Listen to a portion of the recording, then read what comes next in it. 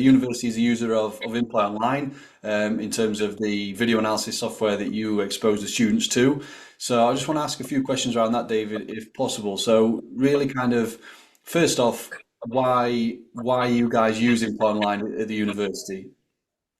Yeah, well, as I said, we were looking a few years ago to move online, and the reasons for that really were it's so much more flexible and usable. So we had a number of MacBooks with some software on it, but we found even as a fairly small university with fairly small coaching units, that it was a case of having to share everything all the time. So you'd have to book laptops out, then so we would want one that wasn't there and all that sort of thing. So we were looking for an online solution. So we found that yeah, students can then have multiple access, so whether it be on their phone, tablet, laptop, desktop, etc., wherever they are, as long as they can get on the internet, Mm. they can use it. So that was really helpful in general, especially as over time, I think students are now maybe working a lot more.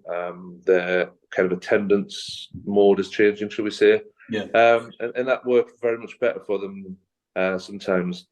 And then obviously the big thing, we were fortunate, we kind of came on board pre-COVID, and Mm. when that happened, that enabled us to be able to continue almost seamlessly with what we were doing. There wasn't an awful lot of difference. There's some the live recording of matches and things didn't happen, but we were able to kind of use it really well during that time. And Yeah. I think, as I say, students almost didn't really notice the difference. Yeah. They were just at home. They just didn't come in at all, whereas they would come in, a few hours a week for these units. So yeah, and then since then, I think we've recognised even more how much that's needed. And yes, obviously we've made a commitment to try to stay with you and to try to grow this from our end and yours as well. And I think, as I say, the functionality of it really works well. It's, I think, much simpler to use than some of the sort of previous products we had. It's you can get started really quickly and do some really good analysis very quickly. So that really helps the students. It's not, as I say, it's not too difficult to understand.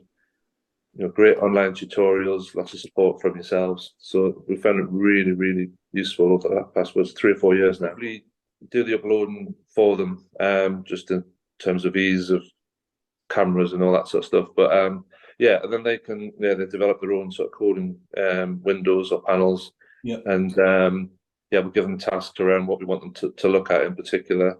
And the good thing is obviously they can share it with us.